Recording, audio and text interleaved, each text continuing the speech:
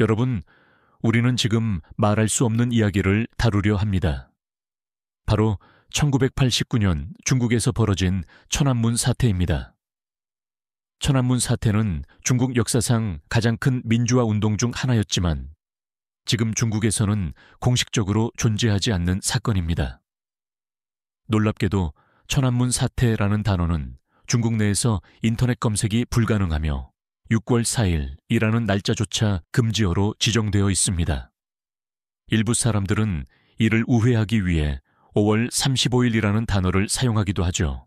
그렇다면 1989년 6월 4일, 중국 베이징에서 도대체 무슨 일이 있었던 걸까요? 천안문 사태의 뿌리는 1970년대로 거슬러 올라갑니다.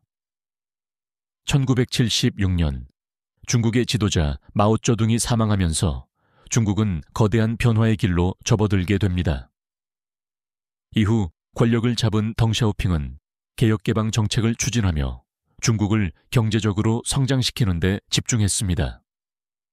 그러나 빠른 경제 성장 속에서 빈부격차가 심해졌고 부정부패는 날로 심해졌습니다. 사회주의 국가임에도 불구하고 부의 분배가 공정하지 않다는 점에 대해 국민들의 불만이 커져갔죠. 특히 지식인들과 학생들은 민주적 개혁만이 이러한 문제를 해결할 수 있다고 믿었습니다. 이들은 서구 민주주의 사상에 영향을 받으며 자유를 갈망하기 시작했습니다. 이러한 분위기 속에서 개혁파 지도자인 후야오방이 등장합니다. 후야오방은 언론의 자유를 보장하고 부정부패를 척결해야 한다고 주장했지만 결국 보수파의 반발로 인해 실각하게 됩니다. 그 후 1989년 4월 후야오방이 갑작스럽게 사망하자 그의 죽음을 추모하는 대학생들이 베이징 천안문 광장에 모여들기 시작합니다. 그리고 이 모임은 곧 민주화를 요구하는 대규모 시위로 발전하게 됩니다. 처음에는 단순한 추모 시위였습니다. 그러나 학생들은 점점 더 적극적으로 개혁을 요구하기 시작했죠. 그들은 부패한 관료들을 척결하고 언론 자유를 보장하며 민주적인 선거를 도입할 것을 주장했습니다. 수천 명의 학생들이 천안문 광장에서 밤을 지새우며 요구사항을 정리했고 민주주의 여신상이라는 조형물을 세우며 시위의 상징을 만들었습니다. 그러나 중국 정부는 이 시위를 위험 요소로 판단했습니다. 공산당이 흔들릴 수 있다는 불안감이 커지면서 정부 내부에서는 강경 진압을 주장하는 목소리가 힘을 얻기 시작했습니다. 1989년 6월 3일 밤, 베이징에는 25만 명의 인민해방군이 배치되었습니다. 6월 4일 새벽, 탱크와 장갑차를 앞세운 군대가 천안문 광장으로 진입했고 시민들을 향해 무차별적으로 발포하기 시작했습니다. 도망치는 사람들까지 탱크로 깔아뭉개는 무자비한 진압이 이루어졌고 시민들은 속수무책으로 학살당했습니다. 미국 정부의 추정에 따르면 사망자는 최소 수천 명에서 최대 10,000명에 달한다고 합니다.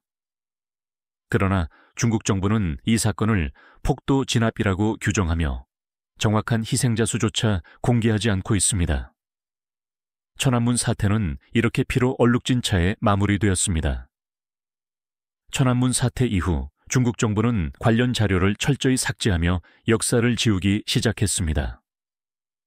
정부는 시위에 가담한 학생들을 색출해 체포했고 해외로 도망친 지도자들은 중국으로 돌아갈 수 없었습니다.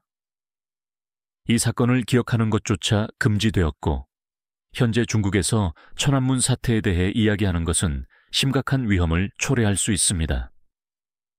젊은 세대들은 이 사건에 대해 들어본 적도 없는 경우가 많으며 심지어 외국인이 천안문 사태에 대해 질문하면 대답을 회피하거나 도망치는 장면이 포착되기도 했습니다. 최근 중국 내 온라인 플랫폼 딥시크에서 천안문을 언급하면 자동으로 삭제된다는 사실이 밝혀졌습니다. 이는 단순한 과거의 문제가 아니라 현재까지도 천안문 사태가 중국 내에서 철저히 금기시되고 있음을 보여주는 사례입니다. 오늘날 중국 정부는 감시 시스템을 더욱 강화하며 천안문 사태를 언급하는 모든 콘텐츠를 차단하고 있습니다. 하지만 역사는 지울 수 없습니다. 중국 내에서도 일부 지식인들은 여전히 민주주의를 외치며 천안문 사태를 기억하려는 노력을 하고 있습니다.